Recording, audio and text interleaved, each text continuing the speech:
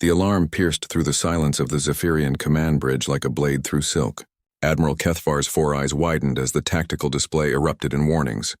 For 300 cycles, their empire had expanded unchallenged across the outer rim, consuming worlds and enslaving species with methodical precision. Nothing had ever dared to approach their core systems uninvited. "Report," Kethavar's voice echoed through the crystalline chamber, his scaled hands gripping the command throne. "Unknown vessel detected at the edge of the terminus system," the sensor operator replied, her voice trembling.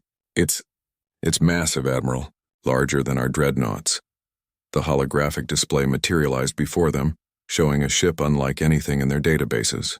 It moved through space with deliberate purpose, its hull scarred and weathered, bristling with weapon systems that defied classification. Strange markings covered its surface, symbols that seemed to burn with an inner light even in the cold vacuum of space. "Classification?" Kethvar demanded. "Unknown, sir. The design doesn't match any species in our archives. The energy signatures are primitive in some ways, yet sophisticated beyond our understanding in others." Commander Vexthul, Kethavar's second-in-command, leaned forward. "Could it be a derelict? Perhaps some ancient war machine?" "Negative," the operator responded. "It's broadcasting on multiple frequencies. The signals are structured, deliberate. Someone's trying to communicate." The bridge fell silent except for the soft hum of the ship's systems. The Zephyrian Empire had encountered hundreds of species during their expansion. Some surrendered immediately upon seeing their vast fleets. Others fought bravely but futilely. All eventually knelt before Zephyrian might. "Put the transmission through," Kethavar ordered. Static filled the bridge, followed by a voice that sent chills through every crew member present. It spoke in perfect Zephyrian, but with an accent that seemed to come from the depths of space itself. "This is Captain Sarah Chen of the United Earth Starship Retribution. We are aware of your presence in this system. We know what you've done to the colonies. We know about the slave worlds. We know about the experiments." The voice paused, and in that silence, the Zephyrians could almost feel the weight of judgment hanging over them. "We are coming for you." The transmission ended, leaving the bridge in stunned silence. Kethavar's mind raced. How had this unknown species learned their language? How did they know about their operations? The slave colonies were hidden in the deepest parts of their territory, protected by layers of security and misdirection. "Sir," the tactical officer interrupted his thoughts. "The vessel is accelerating. Current trajectory puts it on a direct course for our homeworld. Estimated time of arrival? At current speed, 14 standard hours." Kethvar's scales rippled with amusement. 14 hours to prepare for one ship, no matter how large. "Alert the fleet. I want every available vessel converging on our position. This primitive species clearly doesn't understand what they're facing." Within hours, the space around the Zephyrian homeworld transformed into a fortress. Hundreds of warships took defensive positions, their weapons trained on the approaching vessel. Orbital defense platforms powered up, their massive cannons capable of cracking moons. The pride of the Zephyrian fleet, the massive command ship Dominion's Edge, positioned itself at the formation's heart. "Contact the approaching vessel," Kethvar commanded from his new position aboard the flagship. "Inform them they have one opportunity to surrender." The communication officer worked his controls, then looked up with confusion. "Sir, they're not responding to our hails, but they are broadcasting something else." "What?" "It appears to be music, sir. Strange rhythmic patterns with accompanying vocalizations." Kethvar frowned. "Music? What kind of species broadcast music before battle? Let me hear it." The bridge filled with sounds unlike anything the Zephyrians had ever experienced. Heavy pounding rhythms mixed with stringed instruments and voices that seemed to growl and roar with primal fury. It was savage, primitive, yet somehow magnificent in its raw power. "What manner of war chant is this?" Vexthul wondered aloud. Before anyone could answer, the human ship appeared on their long-range sensors. Even at maximum magnification, its details remained unclear, but its size was undeniable. It dwarfed even their largest vessels, moving through space like a metal mountain given purpose. "Sir," the sensor operator called out, "I'm detecting massive energy buildups across the enemy vessel. Multiple weapon systems coming online. Fire a warning shot across their bow," Kethvar ordered. "Show them what they're facing." A brilliant beam of energy lanced out from the Dominion's Edge, designed to demonstrate Zephyrian power without causing damage. It streaked through space, crossing the human vessel's path in a display of devastating potential. The human ship didn't even slow down. Instead, it responded with a transmission that made the previous communication seem gentle by comparison. Captain Chen's voice cut through space like a blade. Warning shot acknowledged. Consider this our response. What happened next would be burned into the memory of every Zephyrian who witnessed it. The human vessel fired a single weapon, something that appeared to be a simple projectile. No energy beam, no exotic particles, just a piece of metal moving at incredible speed. It struck one of their frigates dead center. The ship didn't explode. It didn't break apart. It simply ceased to exist. One moment it was there, the next moment there was only an expanding cloud of particles so fine they were barely detectable on sensors. Impossible, Kethvar breathed. No kinetic weapon should have that much power. Sir, the tactical officer's voice cracked. That projectile was moving at 30% the speed of light. The kinetic energy alone, the mathematics were staggering. The humans had somehow accelerated a chunk of metal to velocities that should have required exotic matter and energy sources beyond Zephyrian comprehension, yet they had done it with what appeared to be conventional technology. All ships maintain formation, Kethvar commanded, though uncertainty crept into his voice for the first time. Prepare for engagement.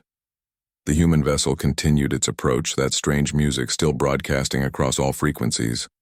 Now, however, it seemed less like a war chant and more like a funeral dirge, not for the humans, but for anyone foolish enough to stand in their way. As the UES Retribution drew closer, more details became visible. Its hull bore the scars of countless battles, each mark a testament to survival against impossible odds. Weapon ports lined its surface like the eyes of some ancient predator, and energy readings suggested power generation capabilities that defied known physics.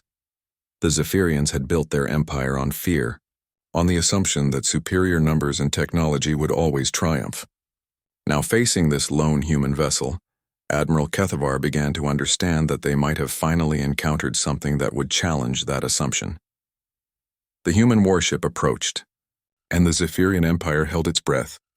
Captain Sarah Chen stood on the bridge of the UES Retribution, her weathered hands clasped behind her back as she watched the Zephyrian fleet assemble before them. At 52, she had spent more than half her life in space, fighting battles that history would either forget or remember as humanity's darkest hour. The scars on her face told stories of boardings, explosions, and decisions that had cost thousands of lives to save millions more. Captain, Lieutenant Commander Torres reported from his station. Enemy fleet composition confirmed. 237 vessels ranging from frigate to dreadnought class. The flagship appears to be their command vessel. Chen nodded without taking her eyes from the tactical display. Each red dot represented a ship capable of glassing a planet. Together they formed the largest concentration of military power the Zephyrian Empire had ever assembled. It should have been intimidating. Instead, it reminded her of every other alien species that had underestimated humanity. Any response to our warning? She asked. Negative, Captain. They're maintaining defensive formation. However, we're picking up increased chatter on their command frequencies. They seem confused. A thin smile crossed Chen's lips. Confusion was good. Confusion led to mistakes, and mistakes got people killed. In this case, it would get the right people killed. Bring up the files on Kepler 442b, she ordered. The holographic display shifted, showing a blue-green world that had once been home to 2 million human colonists. Chen had visited there years ago, back when she was still an idealistic young officer who believed in diplomacy and peaceful resolution. The planet had been beautiful then, with sprawling cities that blended seamlessly with the natural landscape and children who had never known war. Now it was a wasteland. The Zephyrians had stripped it bare, harvesting not just resources but people. Those lucky enough to die quickly in the initial bombardment were the fortunate ones. The survivors had been taken to work camps on distant worlds, their fate sealed by alien overseers who viewed humans as nothing more than useful animals. Show me New Geneva, Chen said quietly. Another world appeared on the display. This one had been humanity's agricultural center in the Outer Rim, feeding dozens of colonies with its vast farmlands. The Zephyrians had arrived with promises of trade and mutual prosperity. By the time the colonists realized their mistake, orbital bombardment platforms were already in position. 3.8 million people. Gone in less than 6 hours, Captain, Torres ventured carefully. The crew is asking about our approach strategy. The enemy has positioned their heaviest ships at the formation's center. Chen turned from the display, her gray eyes carrying the weight of countless battles. Tell the crew exactly what we're going to do, Commander. We're going to fly straight at them and we're going to kill them all. The bridge fell silent. Chen's reputation preceded her throughout human space. She was the woman who had held the line at Proxima Centauri against impossible odds. She had led the evacuation of Tau Ceti when the Rigelian hegemony tried to claim it. She had turned the tide at Wolf 359 by ramming her previous ship into an alien dreadnought, somehow surviving the explosion that followed. But this was different. This was 200 ships against one. Sir, Ensign Walsh spoke up from the communication station. We're receiving another transmission from the enemy flagship. Put it through. The voice that filled the bridge was confident, almost amused. Admiral Kethvar spoke in accented English, clearly having learned the language from captured humans. Captain Chen, I presume. Your reputation precedes you, though I confess I expected someone more imposing. I am Admiral Kethvar of the Zephyrian Imperial Navy. You have one opportunity to surrender your vessel and submit to interrogation. Your cooperation might result in a quick death rather than the alternative. Chen walked slowly to the communications console, her boots echoing in the silence. She picked up the transmitter and spoke in perfect Zephyrian, her pronunciation flawless despite the alien language's complexity. Admiral, I learned your language from the survivors of Kepler 442b. Before they died, they told me many interesting things about your species. They told me about your breeding programs. They told me about your experimentation camps. They told me about what you did to the children. The transmission crackled with static before Kethavar responded, his voice noticeably less confident. How do you know our language? No human has ever what, Admiral? Learned to speak Zephyrian. Survived long enough to tell others about your methods? Lived to see justice done? Chen's voice grew colder with each word. You're wrong on all counts. She gestured to Torres, who brought up another file. This one showed a young girl, perhaps 8 years old, with blonde hair and bright blue eyes. The child was smiling in the photograph, holding what appeared to be a handmade doll. This is Emma Rodriguez, Chen continued, still speaking in Zephyrian. She was 7 when your forces took Kepler 442b. She managed to hide in the underground shelters for 3 weeks before your soldiers found her. Do you know what they did to her, Admiral? The silence from the Zephyrian fleet was absolute. They used her in their genetic experiments. They wanted to understand human physiology, human psychology. They wanted to know how much pain a human child could endure before breaking completely. Chen's voice remained steady, professional, but her knuckles were white where she gripped the transmitter. She lasted 2 years, Admiral. 2 years of agony before she finally died. But before she died, she taught others to speak Zephyrian. She passed on everything she learned about your species, your technology, your weaknesses. Emma Rodriguez, 7 years old, became humanity's greatest intelligence asset. Chen paused, letting the weight of her words sink in across the communication channels. So when I say we're coming for you, Admiral, understand that we're not just avenging the dead. We're fulfilling a promise made by a dying child who is braver than any soldier in your fleet. The transmission ended, and Chen handed the communicator back to Walsh. The bridge crew stared at her with a mixture of awe and horror. Most of them knew the stories about the lost colonies, but hearing the details spoken aloud made them real in a way that no briefing ever could. Captain, the tactical officer called out, enemy fleet is beginning to move. They're spreading out, trying to encircle us. Chen looked at the display showing the approaching Zephyrian formation. Standard tactics would dictate evasive maneuvers, hit-and-run attacks, anything to avoid being surrounded by superior numbers. But standard tactics were for people who fought for territory or resources or political advantage. This wasn't about territory. All stop, Chen ordered. Let them come to us, sir. Torres questioned. You heard me, Commander, full stop. Drop anchor and prepare for battle. The massive human warship slowed to a complete halt, floating in space like a metallic predator waiting for prey to approach. The Zephyrian fleet, expecting evasive action, suddenly found their carefully planned encirclement tactics useless against an enemy that refused to move.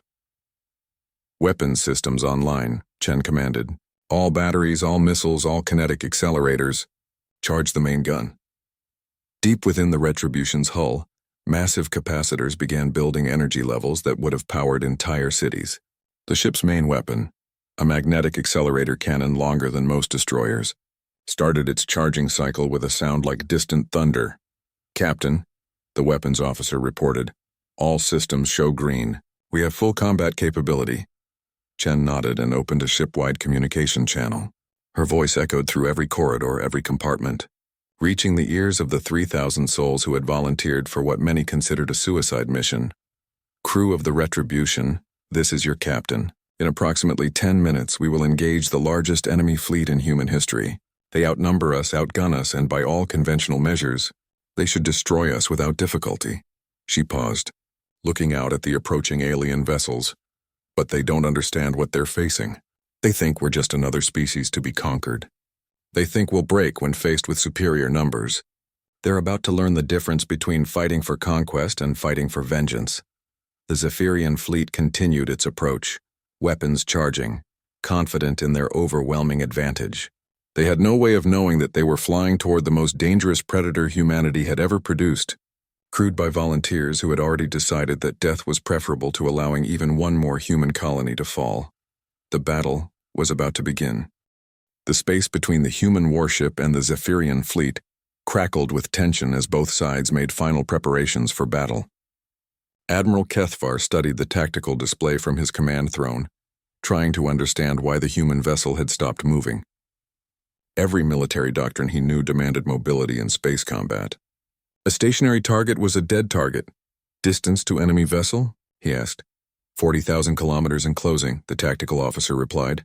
"Within optimal firing range in 3 minutes. Kethvar's scaled fingers drummed against his armrest. Something felt wrong about this engagement.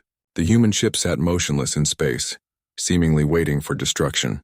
It made no sense unless— "Energy readings from the human vessel," the sensor operator called out in alarm. "Massive power buildup across all weapon systems. Sir, those energy signatures are off the charts." Before Kethvar could respond, space erupted in violence. The UES Retribution opened fire with every weapon system simultaneously. Massive kinetic projectiles launched from magnetic accelerators, traveling at significant fractions of light speed. Energy beams that could melt asteroids lanced out across the void. Missile swarms erupted from launch bays, each warhead carrying enough destructive power to level a city. The Zephyrian formation's outer ships simply vanished, not destroyed in spectacular explosions, not broken apart by overwhelming force. They ceased to exist as matter, converted instantly to superheated plasma by weapons that operated on principles the Zephyrians couldn't comprehend. "Impossible," Kethvar roared, rising from his throne. "No single ship has that much firepower." The tactical display updated frantically as ship after ship disappeared from the formation. 20 vessels gone in the first salvo, then 30, then 50. The human ship fired again and the pattern repeated. Each shot was precisely targeted, each impact absolutely lethal. "All ships return fire," Kethvar commanded. "Concentrate all firepower on that vessel." The remaining Zephyrian fleet unleashed everything they had. Energy beams that could crack continental plates converged on the human ship. Antimatter torpedoes streaked through space, each one capable of destroying a moon. Particle cannons that fired streams of exotic matter joined the assault. The barrage struck the Retribution with the combined force of a small star going supernova. When the light faded, the human ship hung in space completely unharmed. "Report," Kethvar screamed, his voice cracking with disbelief. "Direct hits across the enemy vessel's entire hull," the weapons officer stammered. "All weapons found their target. Energy readings confirm successful impact of every projectile and beam." "Then why is it still intact?" Captain Chen's voice cut through the confusion. "Broadcast on all Zephyrian frequencies with crystal clarity." "Did you really think we came here unprepared, Admiral? Humanity has been watching your species for decades. We know your technology. We know your weapons. We designed our defenses specifically to counter everything you could throw at us." The truth was both simpler and more terrifying than the Zephyrians could imagine. The Retribution's armor wasn't just thick metal plating. It was composed of metamaterials that absorbed and redirected energy, quantum-structured composites that grew stronger under stress, and adaptive systems that learned from each attack and adjusted accordingly. But the armor was only the beginning. "Shields at 97%, Torres reported from his station. "Minor fluctuations in Sector 7, but well within acceptable parameters." The human ship fired again and another dozen Zephyrian vessels disappeared. This time, however, the survivors could see exactly what was happening. The human weapons weren't just powerful. They were intelligent. Each projectile adjusted its trajectory in flight, seeking out weak points in enemy armor. Each energy beam modulated its frequency to match the resonant frequency of its target's hull. "They're not just shooting at us," Commander Vexthul whispered in horror. "They're hunting us." The Zephyrian fleet began to break formation as panic set in. Ships that had maintained perfect discipline for centuries suddenly found themselves facing an enemy that violated every assumption about space combat. Individual captains started making their own decisions, some trying to flee, others attempting desperate ramming attacks. None of it mattered. The human ship tracked every movement with predatory precision. Fleeing vessels found themselves struck by missiles that could overtake any known propulsion system. Ships attempting to ram the Retribution discovered that their enemy could maneuver with impossible agility, despite its massive size. "Sir," the communication officer called out, "we're receiving surrender requests from multiple vessels. They're asking for quarter." Admiral Kethvar stared at the tactical display, watching his fleet dissolve under the human assault. In less than 10 minutes, they had lost over 100 ships. The remainder were scattered, demoralized, and facing an enemy that seemed utterly invincible. "Accept their surrenders," he ordered quietly. "Sir, you heard me. Signal all ships to stand down. Perhaps we can negotiate." Captain Chen's voice interrupted him again, and this time there was something in her tone that made Kethvar's blood run cold. "Admiral, I'm afraid you misunderstand the situation. We're not here to accept surrenders. We're here to ensure that no human colony ever falls to your species again." The human ship's main gun fired for the first time. The weapon had been charging throughout the entire battle, building energy levels that defied comprehension. When it finally discharged, the result was a beam of coherent energy that stretched across the solar system like the finger of an angry god. The beam struck the Zephyrian flagship with the force of a contained stellar explosion.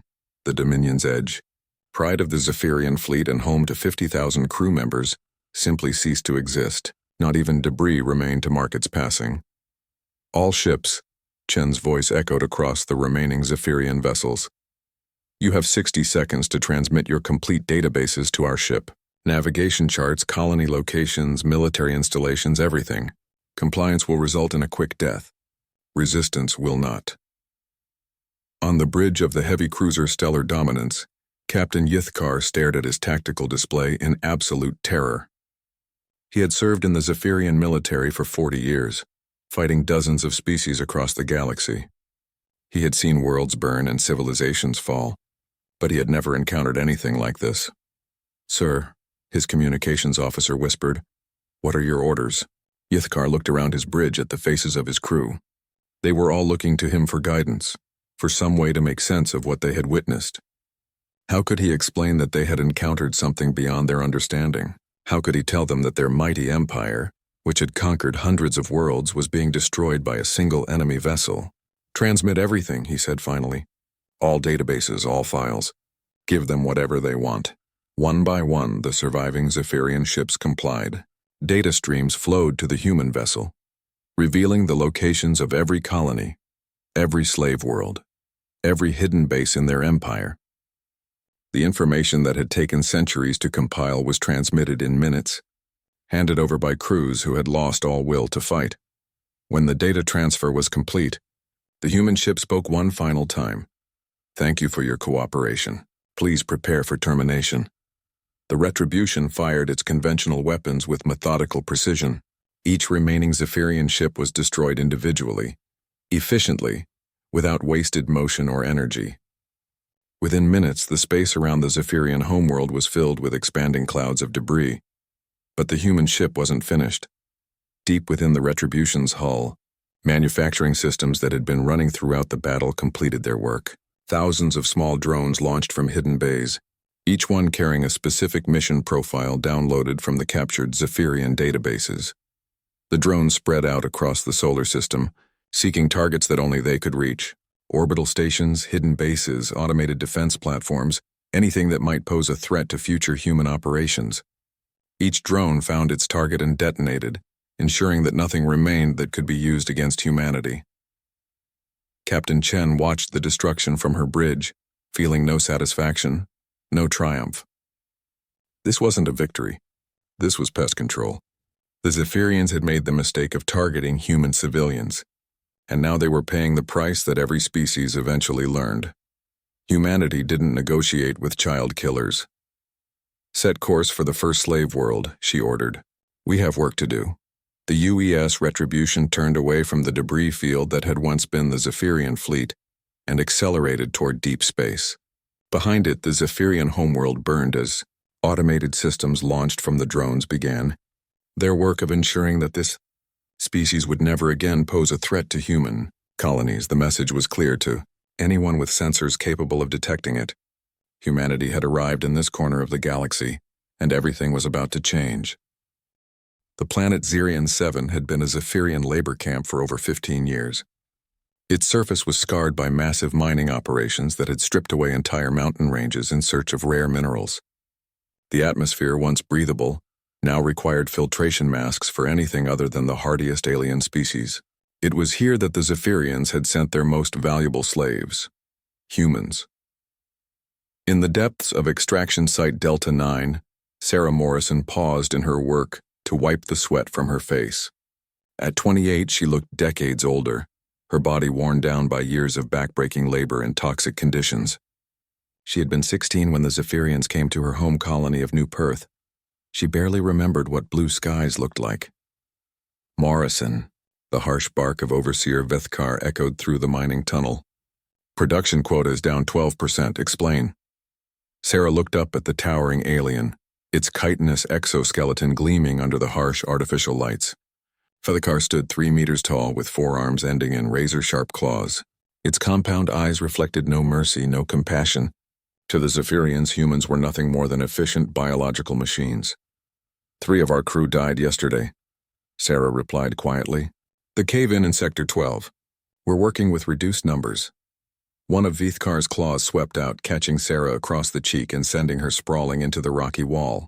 Pain exploded through her skull, but she had learned long ago not to cry out. Showing pain only encouraged them. Excuses are weakness, the Overseer hissed. Weakness is death. You will meet quota or face the consequences. Sarah pulled herself upright, tasting blood. Around her, other human slaves continued their work, heads down, trying not to attract attention. They had all learned the same lesson. Survival meant invisibility. Yes, Overseer, she whispered. Vethkar moved on, leaving Sarah to return to her digging. She picked up her excavation tool, a crude device that was barely more effective than a primitive pickaxe, and resumed striking at the mineral-rich rock face. Each blow sent shockwaves through her already damaged shoulders, but stopping meant death. Above them, in the orbital station that served as the facility's command center, Administrator Kekstal reviewed the latest production reports. The humans were proving remarkably efficient workers, their endurance and adaptability making them ideal for hazardous mining operations. Unlike other slave species, humans seemed capable of maintaining productivity even under extreme stress. Sir, his aide interrupted, we're receiving a priority transmission from the homeworld.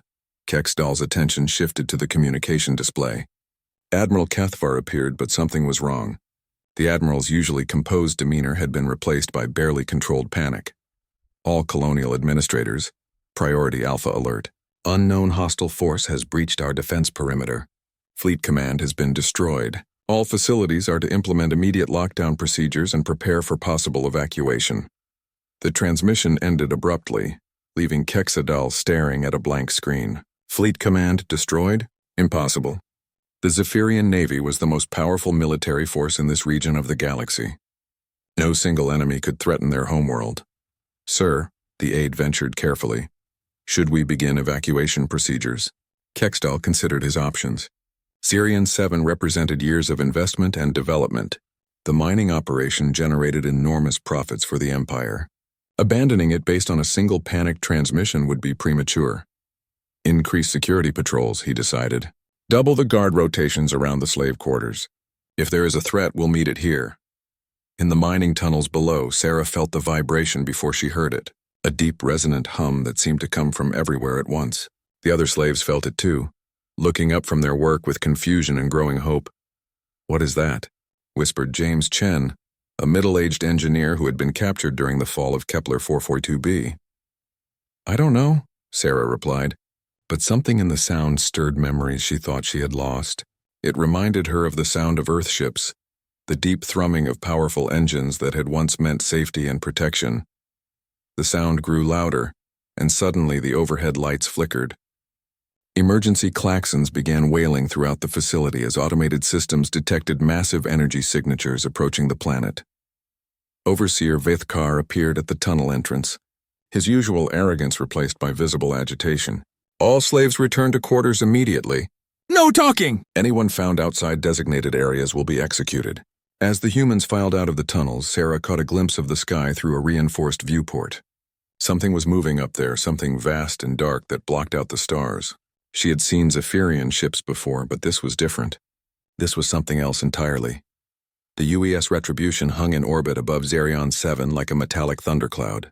Captain Chen stood on her bridge, studying the detailed scans of the slave facilities below.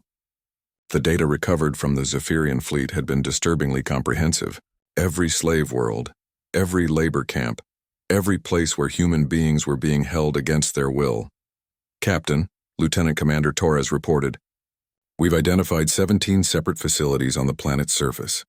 Estimated human population 43,000. Chen nodded grimly. 43,000 people who had been written off as dead by Earth Command. 43,000 souls who had survived years of alien brutality through sheer determination and hope. Any defensive installations? Minimal.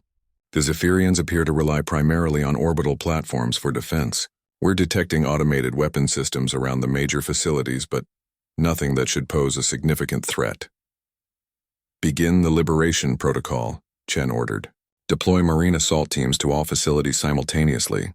I want those people free within the hour." Throughout the Retribution's launch bays, armored figures prepared for deployment. The human Marines wore powered exoskeletons that enhanced their strength and speed beyond alien comprehension.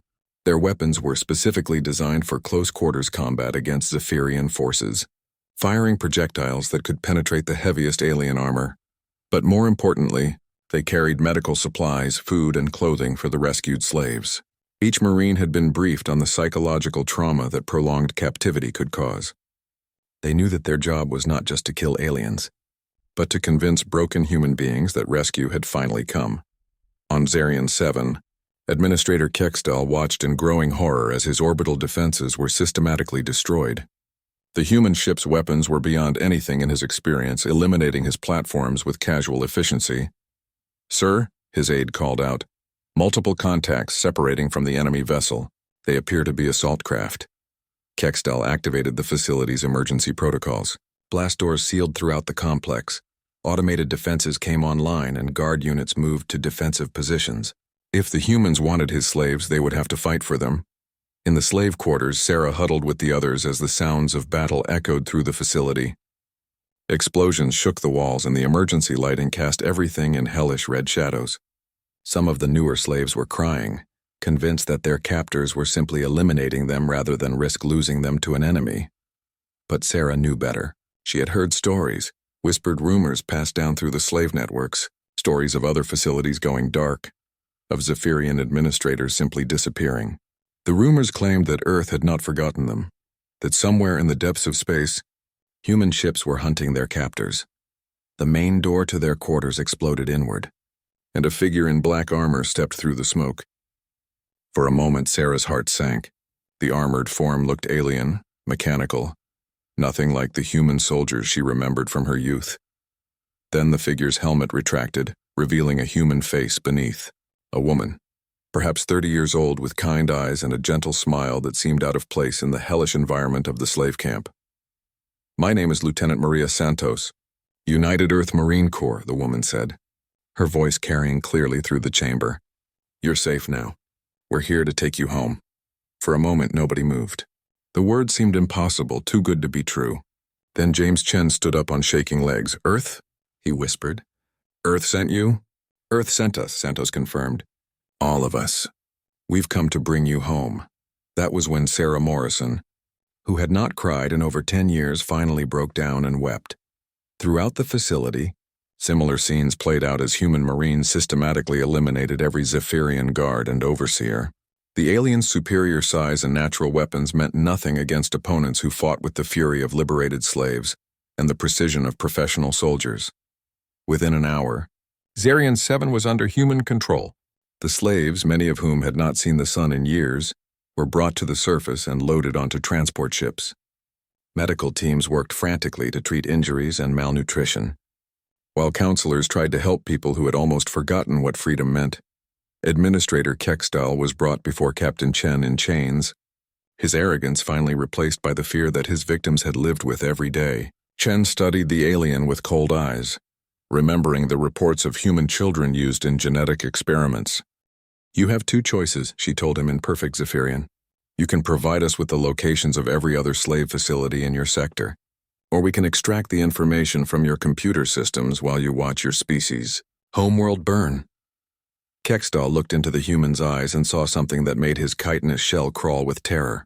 This was not a soldier offering terms of surrender. This was a predator deciding whether its prey was worth keeping alive. He began talking immediately.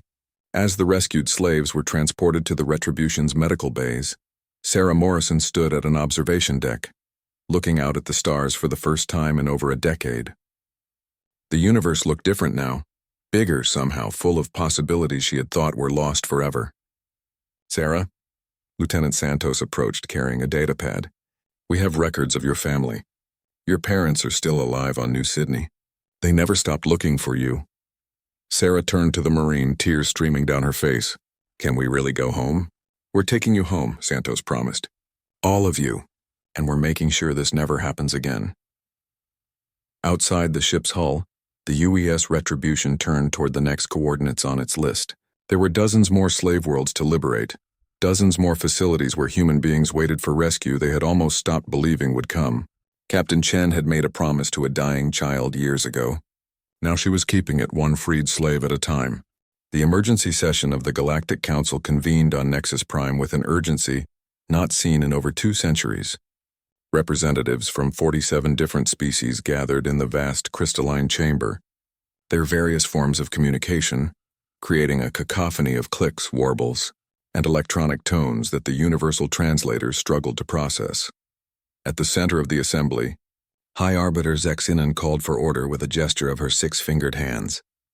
The ancient ethereal had presided over the council for nearly 300 years, guiding the galaxy's most powerful civilizations through countless diplomatic crises. But nothing in her experience had prepared her for the reports now flooding in from across the outer rim. "Honored representatives," her telepathic voice echoed in every mind present, "we have confirmed the complete destruction of the Zephyrian Imperial Fleet. Their homeworld burns, and their slave operations throughout the sector have been systematically eliminated." A wave of shocked silence rippled through the chamber.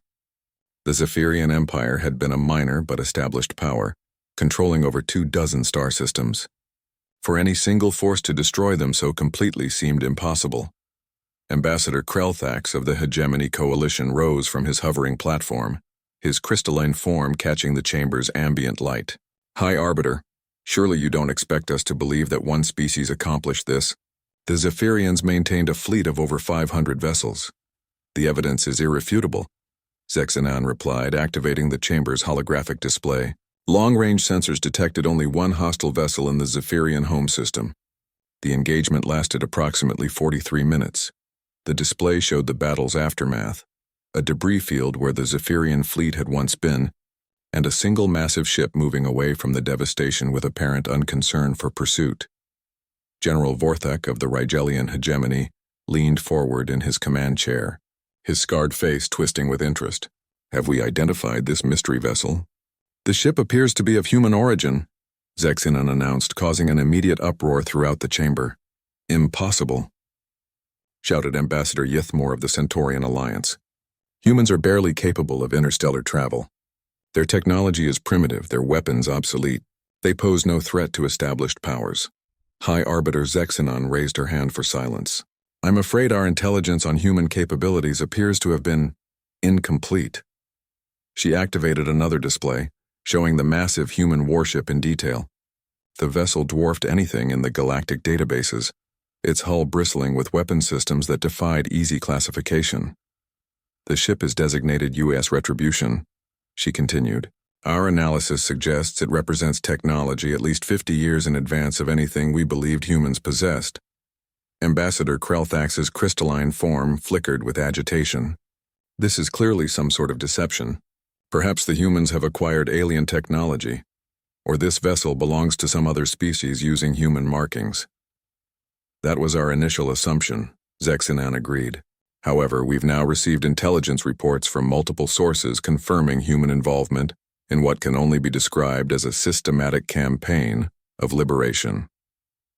The display shifted again, showing star maps with highlighted systems. In the past 72 hours, 17 different slave operations have been attacked and destroyed. In each case, human prisoners were freed and transported away, while their captors were eliminated with extreme prejudice. The implications were staggering. For decades, the galaxy's major powers had tacitly allowed the existence of slave markets and forced labor operations. Such practices were distasteful but generally ignored as long as they targeted primitive species without galactic representation. General Vorthak's mechanical augmentations word as he processed the information. If humans have developed this level of military capability, why haven't we detected their fleet movements? Where are their bases? Their supply lines? That, Zexinan admitted, is perhaps the most disturbing aspect of this situation. We have no intelligence on human military infrastructure beyond this single vessel. It appears to be operating independently without support or resupply. The chamber erupted in concerned chatter. A single ship conducting military operations across multiple star systems without support was unprecedented. It suggested either impossible logistical capabilities or technology, so advanced that conventional limitations no longer applied. Ambassador Veltara of the Aquatic Coalition spoke from her water-filled enclosure. What do we know about human intentions? Have they made any demands or issued any statements? Communications intercepts suggest they're specifically targeting facilities holding human slaves, Zexinan replied. However, they've also been retrieving data on other slave operations throughout the galaxy. The implications of this intelligence gathering are concerning. The truth was even more concerning than the High Arbiter was willing to admit publicly. The human ship hadn't just been liberating their own people. They had been systematically documenting every slave operation, every forced labor camp, every instance of sentient beings held against their will. The scope of the intelligence gathering suggested planning on a massive scale. Have we attempted diplomatic contact? Asked Ambassador Krelthax. All communication attempts have been ignored, Zexinan confirmed. The human vessel responds only to direct threats, and those responses have been decisive. She didn't mention that 3 different species had lost warships attempting to intercept the human vessel. In each case, the attackers had been destroyed so quickly and efficiently that their distress signals barely had time to transmit. General Vorthak stood, his massive frame imposing even among the diverse assembly. High Arbiter, I propose immediate military action. This human vessel represents a clear threat to galactic stability. If we allow them to continue operating with impunity, other primitive species might get similar ideas. And what would you suggest, General? Zexinan asked. The Zephyrians deployed their entire fleet against this single ship. The result speaks for itself. Then we deploy multiple fleets, Vorthak replied grimly. The humans may have superior technology, but they cannot stand against the combined might of the entire galactic community. Ambassador Yeathmore voiced the concern that many were thinking, but none wanted to express. What if we're wrong? What if this single ship truly is capable of defeating our combined fleets? What if the humans have more ships like it? The chamber fell silent as the implications sank in. For centuries, the galactic powers had maintained their positions through carefully balanced military strengths. The sudden appearance of a force capable of single-handedly destroying established fleets threatened to upset that balance entirely. There is another consideration, Zexinan added quietly. Intelligence reports suggest that human colonies throughout the galaxy are beginning to mobilize. We're detecting increased communications traffic, population movements, and industrial activity. If the humans have been hiding their true capabilities, she didn't need to finish the sentence. Every representative understood the implications. If humanity possessed the technology demonstrated by the Retribution, and if they had been building up their forces in secret, then the galaxy's power structure was about to undergo a fundamental shift. Ambassador Krelthax's form flickered rapidly, a sign of extreme agitation among his species. What do the humans want? Territory, resources, political recognition. Based on their actions, Zexinon replied, they appear to want the complete elimination of slavery throughout the galaxy. The simplicity of the statement was more terrifying than any territorial demand or resource claim. Political disputes could be negotiated. Economic conflicts could be resolved through trade agreements. But a species that appeared willing to wage war over moral principles was unpredictable and potentially unstoppable. That's impossible, General Vorthak protested. Forced labor is fundamental to the economic structure of dozens of civilizations. They can't simply demand its elimination. They're not demanding anything, Zexinon corrected. They're simply destroying any facility that engages in it. Ambassador Veltara's aquatic form rippled with concern. High Arbiter, what are our options? Can we negotiate? Offer reparations? Establish new treaties? Zexinon was quiet for a long moment, her ancient mind processing possibilities and probabilities. I'm not certain the humans are interested in negotiation. Their actions suggest a species that has moved beyond diplomatic solutions. The truth was more complex than she was willing to share. The ethereals possessed limited precognitive abilities, allowing them to sense probable futures. When Zexinon tried to project the galaxy's future with humanity as an active participant, she saw only two possibilities: complete human dominance or total galactic war. I propose, she said finally, that we attempt to establish formal diplomatic contact through whatever channels remain available. If that fails, we must be prepared to defend ourselves. General Vorthak nodded grimly. I'll begin mobilizing the combined fleets immediately. If the humans want a war, we'll give them one they won't forget. As the assembly dissolved into urgent planning sessions, none of the representatives noticed the small human vessel that had been observing the Ka. Admiral Thorne Blackwood stood in the Tactical Command Center of Terra Station, Earth's most heavily fortified military installation, watching the holographic display that showed the galaxy's response to humanity's liberation campaign. At 68, he had spent his entire career preparing for this moment, though he had hoped it would never come. Report, he ordered, his weathered voice carrying the authority of 4 decades in Earth's military. Commander Sarah Vasquez, his intelligence chief, stepped forward with a data tablet in hand. The Galactic Council has issued a formal ultimatum. They're demanding that we cease all military operations and submit to what they're calling mediated negotiations within 72 hours. Blackwood studied the tactical display showing known alien fleet positions. Red icons marked hostile forces, yellow indicated neutrals, and the few green markers represented humanity's limited allies. The ratio was not encouraging, and if we refuse, they've assembled the largest combined fleet in galactic history, Vasquez replied grimly. 437 vessels from 12 different species, all converging on the Kepler sector. They're calling it Operation Galactic Peace. A bitter smile crossed Blackwood's face. Peace through superior firepower. How original. He paused, studying the fleet compositions. Any word from Captain Chen? The Retribution completed its liberation of the Vegan slave facilities 6 hours ago. She's requesting permission to engage the alien fleet before they can establish a coordinated defensive position. Blackwood shook his head.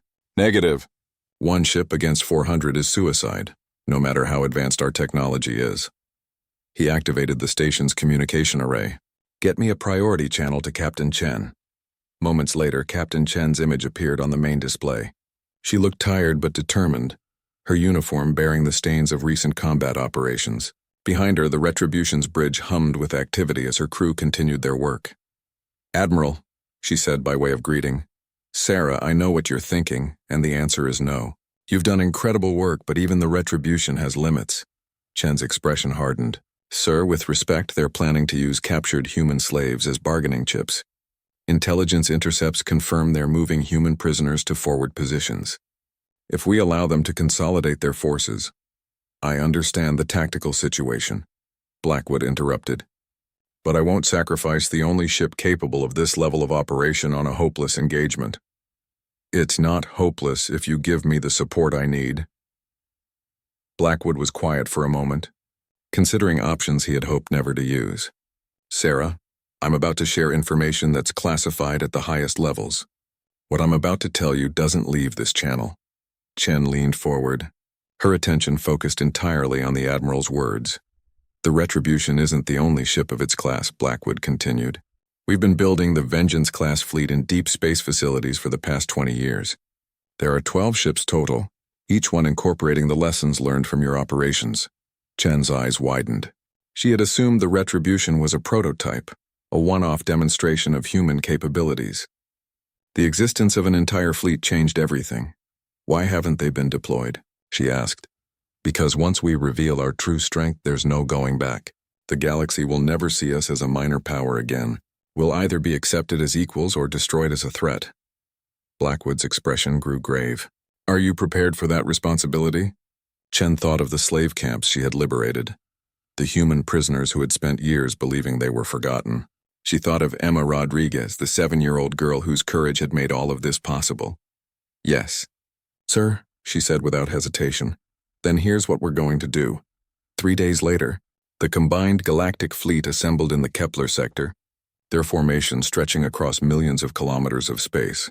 At its heart sat the massive command ship Eternal Dominion, flagship of the Rigelian hegemony, and home to the fleet's commanding officers.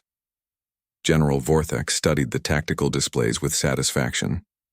400 vessels from the galaxy's most powerful civilizations, all united against the human threat. Whatever technology the humans possessed, they couldn't stand against this level of combined firepower.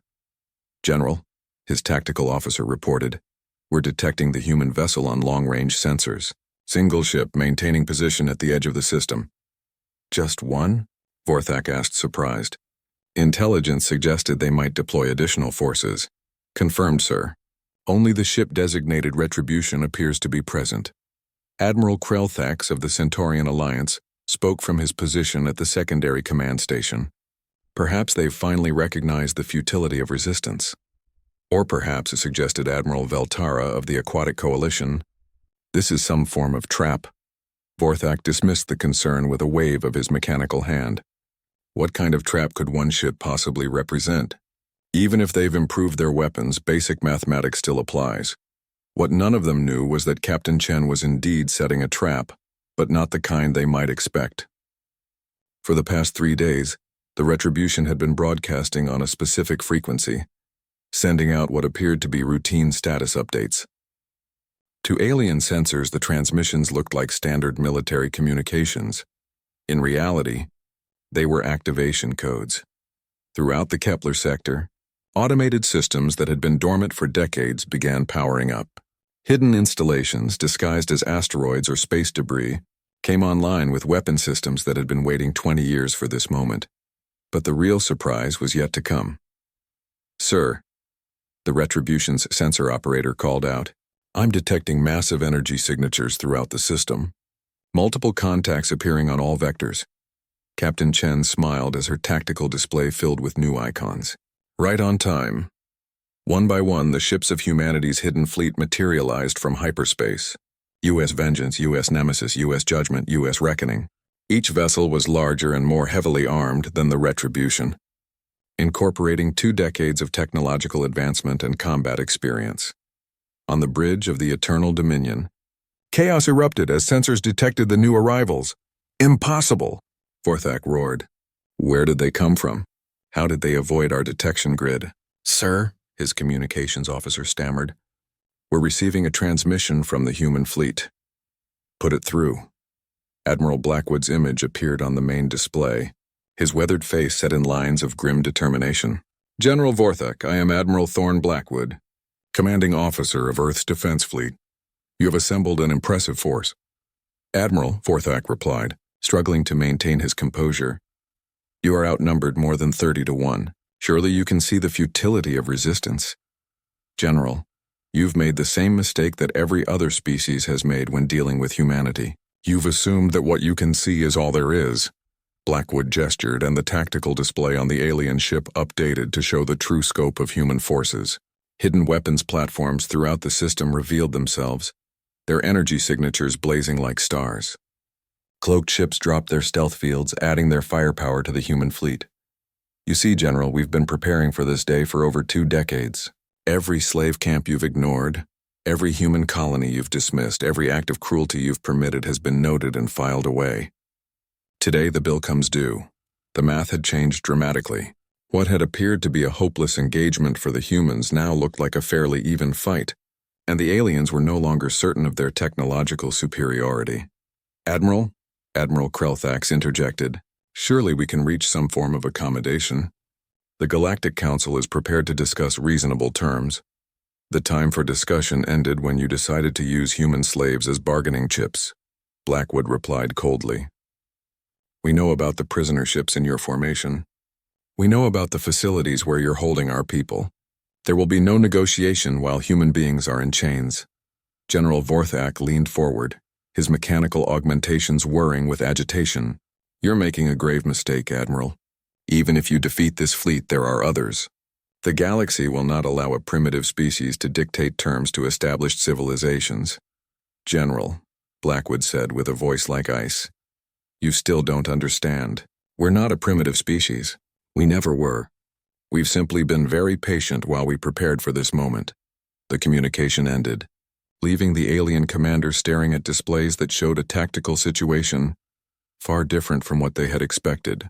The trap wasn't just military, it was psychological. For decades, the galaxy's powers had dismissed humanity as a minor threat, allowing them to build their forces in secret while their enemies grew complacent. "Sir," Vorthak's tactical officer reported, "the human fleet is moving into attack formation. All ships are powering weapons." General Vorthak looked around his command bridge at the faces of his officers. For the first time in his long military career, he found himself facing an enemy that he didn't understand. With technology he couldn't evaluate, fighting for principles he couldn't predict. "All ships," he ordered finally, "prepare for battle, and may whatever gods we worship have mercy on us all." The space around Kepler Station became a furnace of directed energy and kinetic destruction, as 400 alien vessels engaged 12 human ships in the largest battle the galaxy had ever witnessed. What should have been a one-sided slaughter quickly became something else entirely.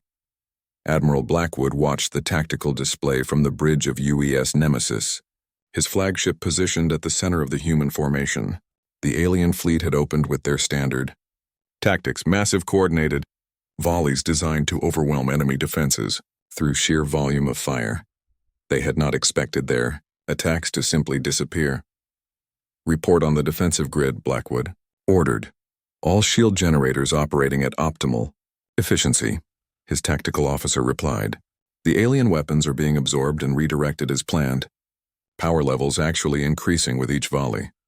The human fleet's defensive technology was based on principles that the aliens couldn't comprehend. Instead of trying to stop incoming attacks, the ships absorbed the energy and converted it to power their own systems. The more the aliens shot at them, the stronger the human ships became." "Sir," the communications officer interrupted, "we're receiving a priority transmission from Captain Chen." Chen's image appeared on the secondary display, her expression grim but determined. "Admiral, I've identified the prisoner ships in their formation. 17 vessels carrying approximately 50,000 human slaves." Blackwood studied the tactical data flowing across his screens. The alien commanders had positioned the prisoner ships throughout their formation, using human lives as shields. It was a despicable tactic, but an effective one. Any direct assault would result in massive casualties among the very people they were trying to save. "Recommendations?" he asked. "Give me permission to execute Protocol 7, Chen replied. Blackwood was quiet for a moment. Protocol 7 was the most dangerous rescue operation in their playbook, requiring precise timing and absolute trust between ship commanders. If it failed, thousands of human prisoners would die. "You have authorization," he said finally. "All ships prepare to support Retribution's rescue operation." Captain Chen nodded and cut the transmission. On her bridge, she turned to her crew with the calm confidence of a commander who had faced impossible odds before. "Helm, plot an intercept course for the prisoner convoy. Engineering, I need maximum power to the teleporter arrays. Marines, prepare for emergency extraction protocols." The Retribution broke from the human formation and accelerated toward the heart of the alien fleet. its course taking it directly through the heaviest concentration of enemy fire. Alien commanders watched in disbelief as the human ship charged straight at them, apparently committing suicide. They didn't understand that humanity had learned to weaponize sacrifice. As the Retribution closed distance, its teleporter systems locked onto the prisoner ships. The technology was beyond anything the aliens possessed, capable of transporting matter across vast distances without regard for shields or armor. One by one, human slaves began materializing in the ship's cargo bays, pulled from their captivity by technology that their captors couldn't even detect. 50% extraction complete, Torres reported from his station. Alien fleet is converging on our position. Let them come, Chen replied. How long until full extraction? 3 minutes, Captain. 3 minutes might as well have been 3 hours. The Retribution was now surrounded by over 100 alien vessels, all pouring everything they had into destroying the rescue ship. The human vessel's shields flared brilliantly as they absorbed the incoming fire. But even advanced technology had limits. That was when the rest of the human fleet opened fire. What erupted from the human ships wasn't recognizable as conventional weapons.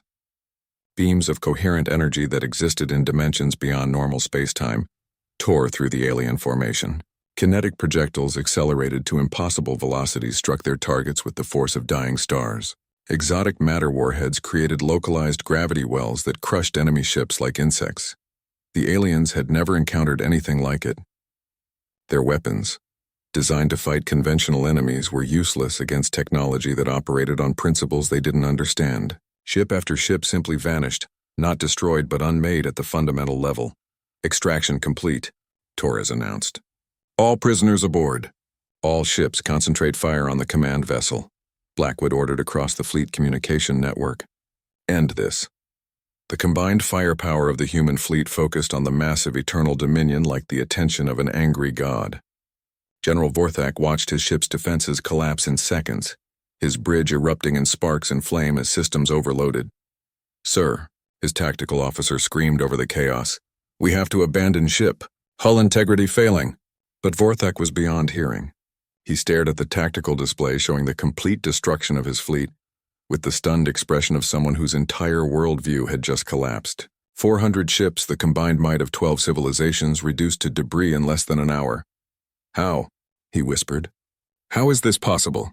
The answer came from Admiral Blackwood's voice, broadcast on all frequencies for every surviving alien to hear. You want to know how we did this? You want to understand how a primitive species destroyed your mighty fleet? Blackwood's voice carried across space with the weight of absolute conviction. We did it because we had to. Because you gave us no choice. The transmission included visual records from the liberated slave camps, images of human children used in experiments, footage of torture and degradation that made even hardened soldiers weep. Every act of cruelty, every casual brutality, every moment of suffering inflicted on human beings by alien hands.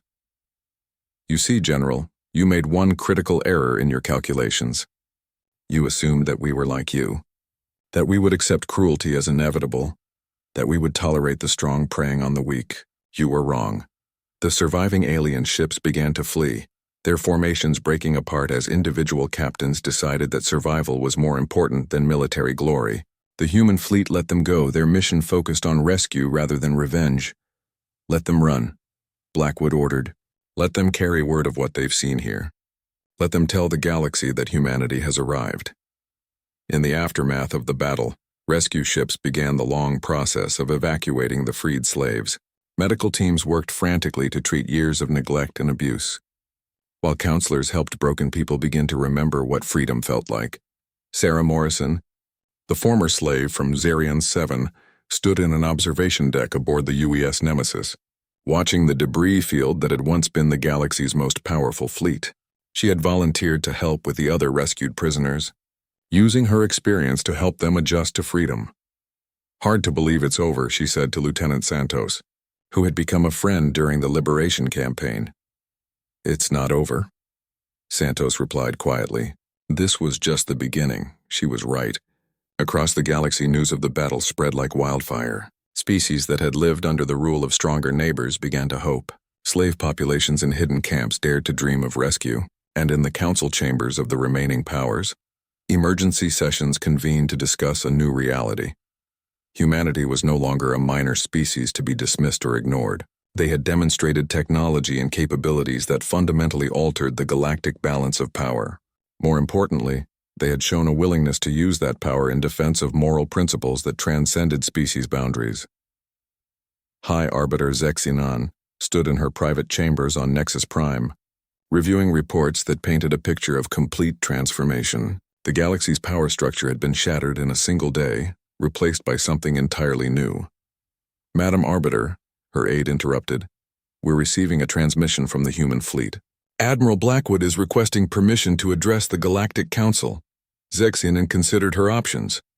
Protocol demanded that she refuse contact with an unauthorized military force. Political reality suggested that ignoring humanity was no longer an option. Grant the request, she decided, and issue a General Assembly call. Every member species needs to hear this. An hour later, Admiral Blackwood's image appeared before the assembled representatives of 47 civilizations. He looked older than in previous transmissions, the weight of command evident in his weathered features. But his voice carried the authority of absolute victory.